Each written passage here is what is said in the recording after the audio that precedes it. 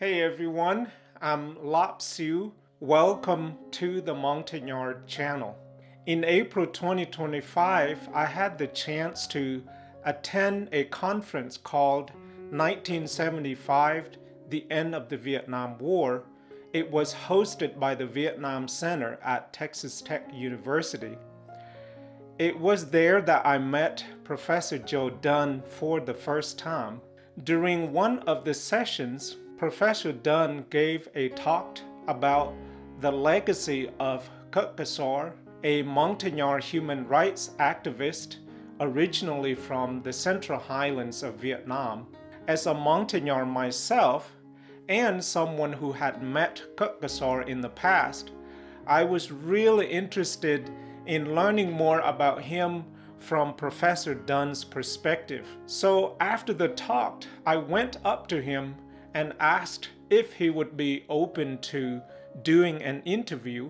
Without any hesitation, he said yes. So we ended up filming the interview in his hotel room. That conversation gave me a deeper understanding of both Professor Dunn and the incredible life story of Kok Ksor. In this video, Dr. Dunn shares his background, his academic journey, and what he's learned about Kok Ksor over the years. To better understand Mr. Ksor's legacy, Dr. Dunn not only did research on his life, but also interviewed Kok Ksor's family members, such as his wife in South Carolina. So if you're curious about Dr. Dunn's work and his reflections on one of the most important Montagnard figures in our history, I hope you will stick around and watch the full video.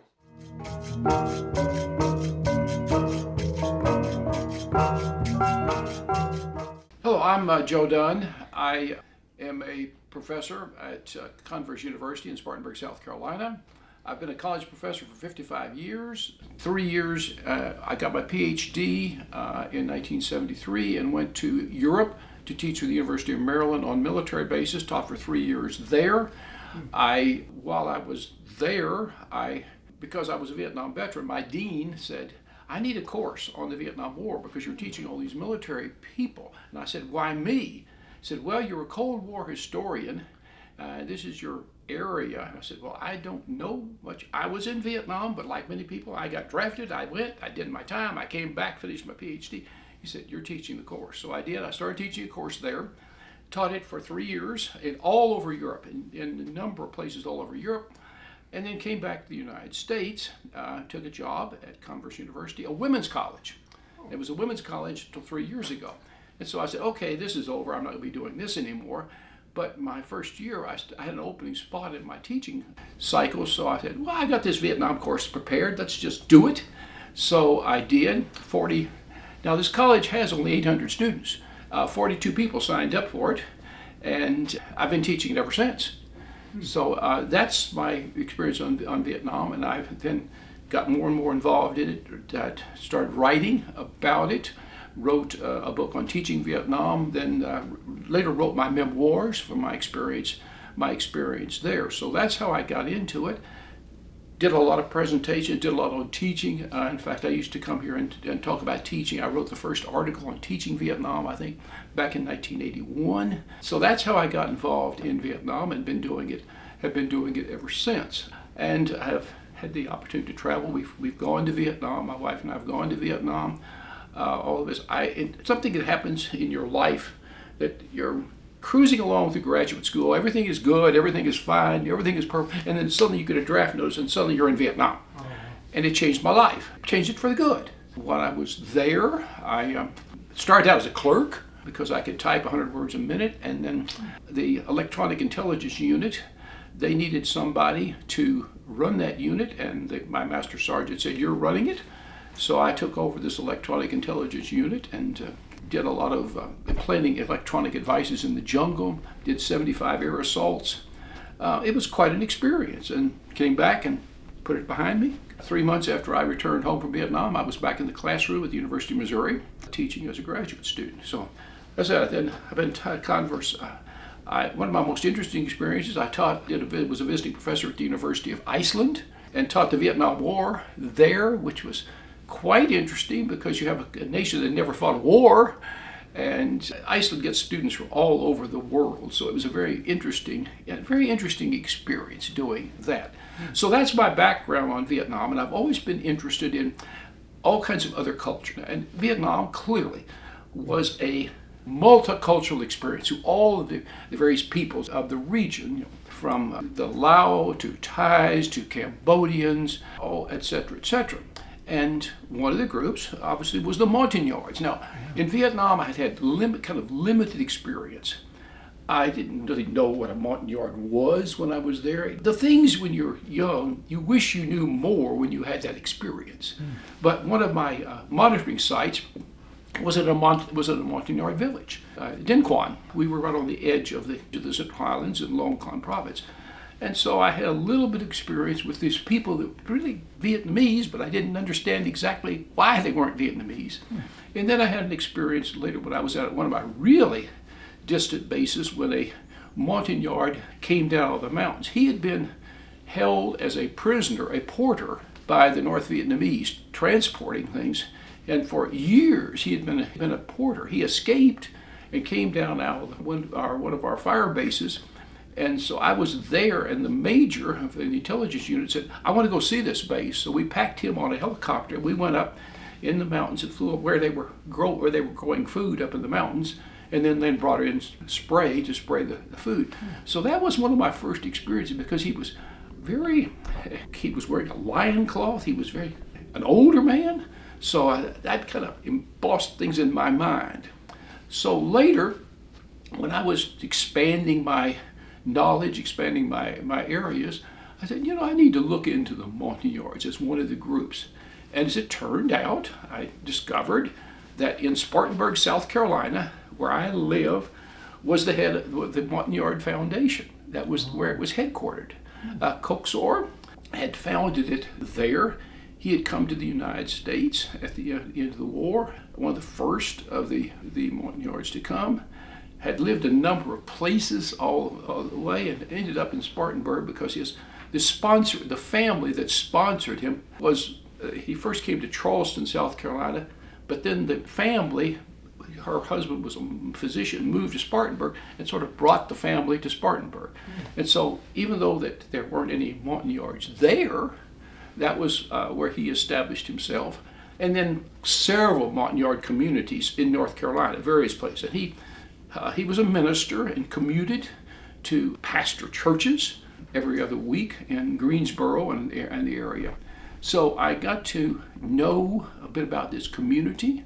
He died before I ever got to know him in 2019, but I did get to know the family. Amazing family it was and is. So that's how I got into this area, and I decided, hey, let's see what we can do about. First, do you have any papers?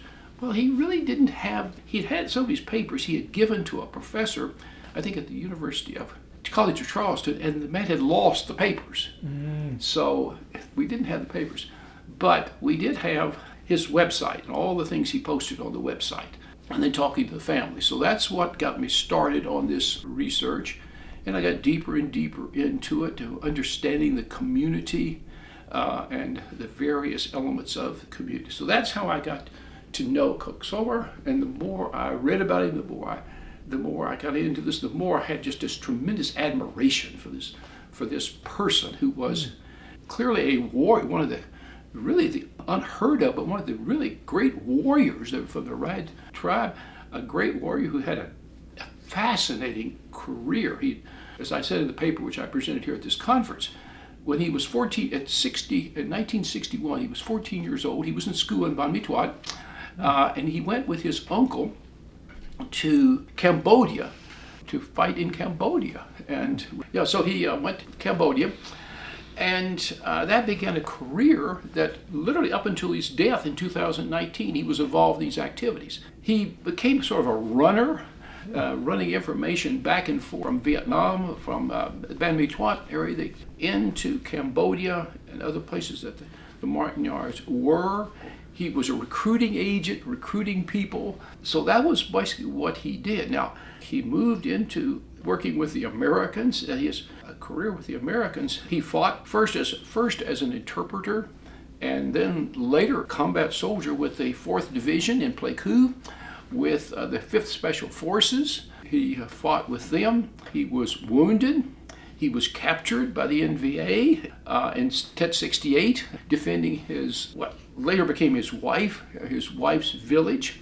So he had quite a combat record, and his record is really quite amazing. But he also, when he wasn't doing that, he did sort of civilian things. He worked as a bartender with the 4th Division headquarters in Pleiku. He was he did maintenance work for Pacific Architect and Engineers, which was the big construction company in Vietnam. He worked with them. He had a number of just various civilian jobs kind of intermixed with his military experience. So quite a fascinating career that continued on. In 1970, he moved to Cambodia. He and several Montagnard officers were given commissions as officers in the Royal Cambodian military by Lon Nol, who had led the coup and overthrown Sihanouk. He became Lon Nol. He named these various Montagnard officers, and he sent Kok to not to the United States in all cases. Sent him 3 times. He sent him for military training, twice to the United States and once to Japan to study, I think, intelligence, to study as a transportation officer. So he studied there. And Kok moved his family to Phnom Penh. He had his wife and 3 children. Now, I have to say a word about his wife, Highlands. An amazing woman, just amazing woman.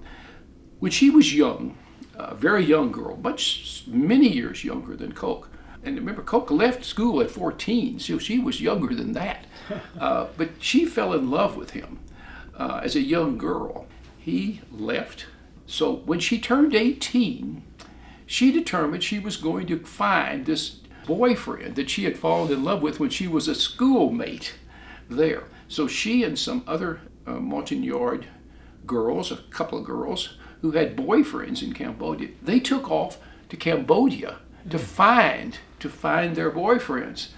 And it was quite a harrowing experience, but she actually, through guides and giving information, they found where they were located in a hidden camp in the jungles of northeastern Cambodia. And she arrived on an elephant.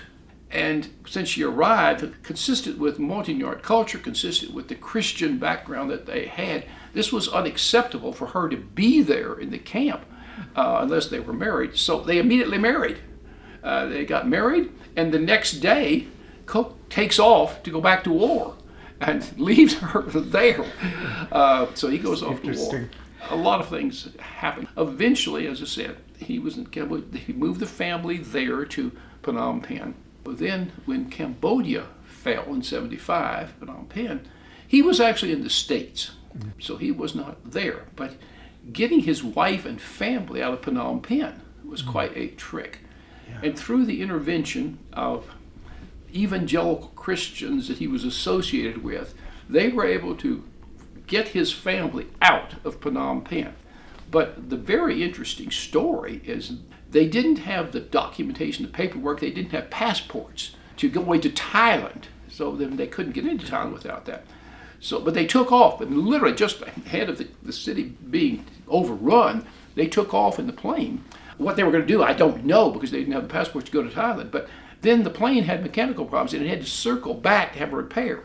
And when it circled back, the passports and the documents had been delivered. I'm assuming they were forged. I don't know, but anyway, they were delivered, and so they had then the passports, and they were able to go to Thailand, and later were able to be extricated from Thailand, coming to the United States. And as I say, Kok was in the United States, so this was in the '70s. So I mean, the late '70s, he's there, and he becomes very active in the Montagnard community and in the States, and because he was there before other Montagnards started coming. He gained his U.S. citizenship. He was involved in these activities, so he's one of the old hands. And the family came, and they lived in various places, in Virginia, in Kansas, in various places. He got a GED, high school equivalent, from a tech school in Charleston, South Carolina, and then got an associate's degree in engineering. And he later, when they settled in Spartanburg, he got a job working for Milliken Textiles, which is the world leading textile. He was a maintenance technician with them, and that's what he did in his career until he retired.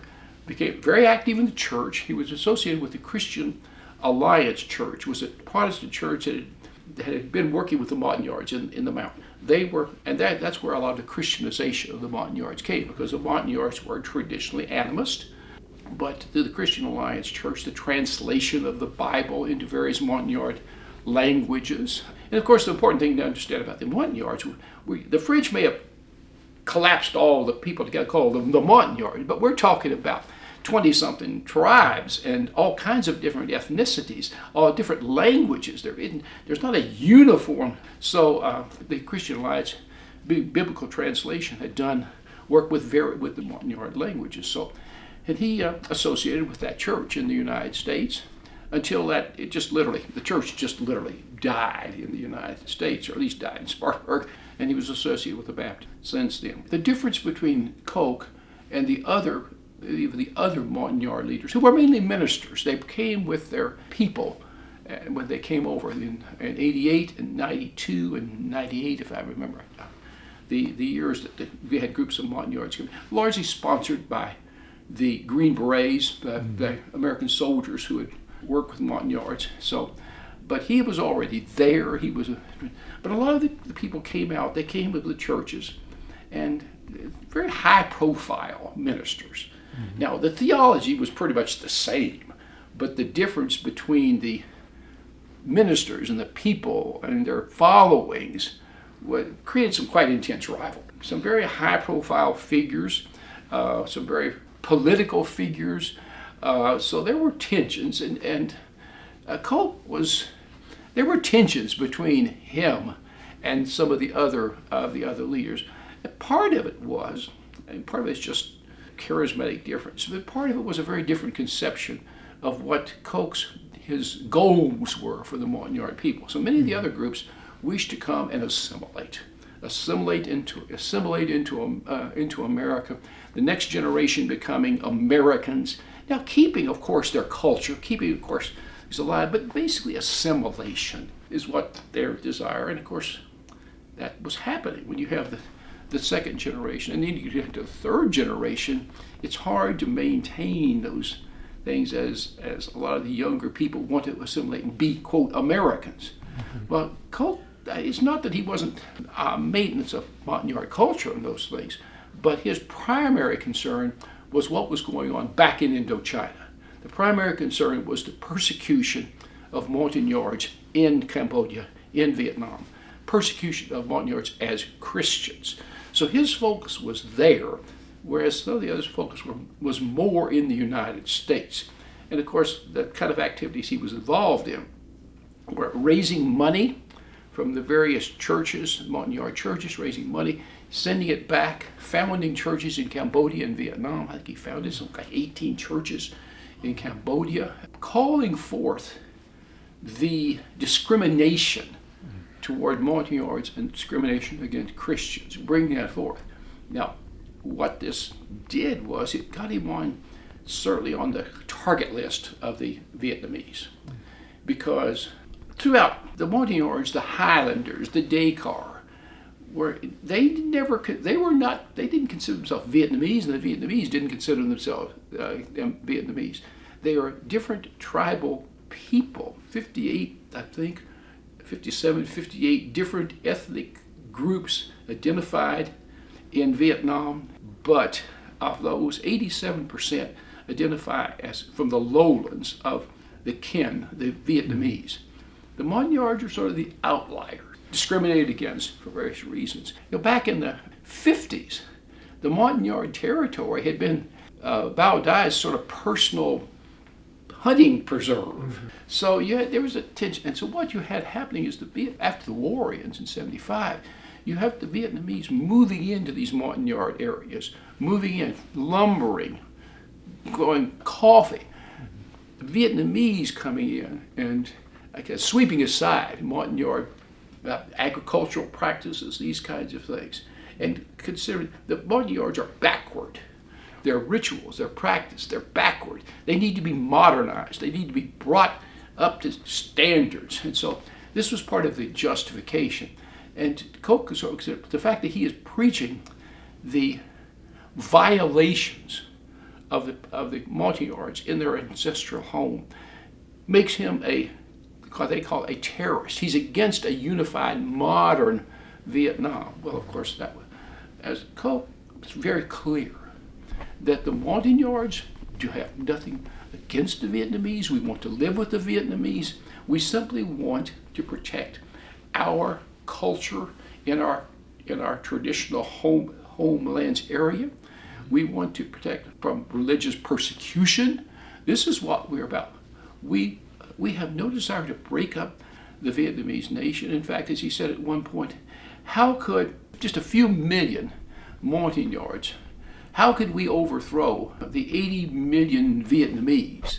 We couldn't if we wished to. We must accommodate, we must get along, but we must stand for our rights, we must stand for our discrimination. So again, that put him in tension with the Vietnamese. As he began to move, he founded the Montagnard Foundation in 1990, I believe. He began to tried to reach out he asked the question, why would the United States, when we left in 75, why would we abandon the people we had worked with from the first? Why would we abandon our allies? Why would we simply abandon them? And why would we scrambling to have economic agreements, business agreements, cultural agreements with the Vietnamese? Why would we doing that? Why would we overlooking that Agent Orange had been disproportionately used in Montagnard lands, and Montagnards are dying from that? Why are you doing this? Reaching out to the U.S. State Department, to congressmen, to senators, and to the UN, trying to call attention to this. And eventually he got involved with some European organizations that were devoted to this. He became very active in these organizations, speaking around the world. He spoke at human rights conferences. He spoke at international conferences. He spoke to the European Union, speaking constantly, trying to preach this message of the Montagnard people, the Montagnard culture, and the protection of the Christian faith, which, of course, the Vietnamese considered this Dega Protestantism considered a terrorist organization, preaching that. And he did this until the end of his life. In fact, there are two things. He made common cause with Sam Rainsy from Cambodia, whose father had been head of prime minister in Cambodia. Rainsy had been in the parliament, but then Hung Sen broke with him, threw him out. They made common cause that an agreement that when Rainsy came to power in Cambodia, that there would be a common accommodation between Cambodia and the Montagnard people with a democratic. So he worked with that. He worked with various groups. In fact, before he died, he had cancer in the last years, and knowing he was dying, knowing he was taking cancer treatment, trying to get this political party, which was out of Italy, trying to get it functioning to call for the rights of indigenous people. He brought a woman who was the head of this. He brought her to Spartanburg, and she had a rally in Spartanburg to try to revive and inspire. He canceled cancer treatments to be able to do this and bring her. He literally canceled it. Wow. He was having canceled treatments every week in Charlotte, and it hastened his death. But he was pushing all this to get this done before he died. And then, of course, he expired in January of 2019. The family they tried to keep the Montagnard Foundation going. They couldn't. There was just no way. He was an iconic figure, and you couldn't replace that iconic figure. Mm-hmm. So they have attempted to do it. They're still very involved in the Montagnard religious community, and so pillars of the church. But the Montagnard Foundation has has gone elsewhere with groups such as your own. So, but he, as I said in my paper today, he was a great man. He is unknown by history. He was a modest man. For all the great warrior that he was a modest man. And from what I understand, the people who know him, a quiet family man who posted pictures of his children and all of this all over the website.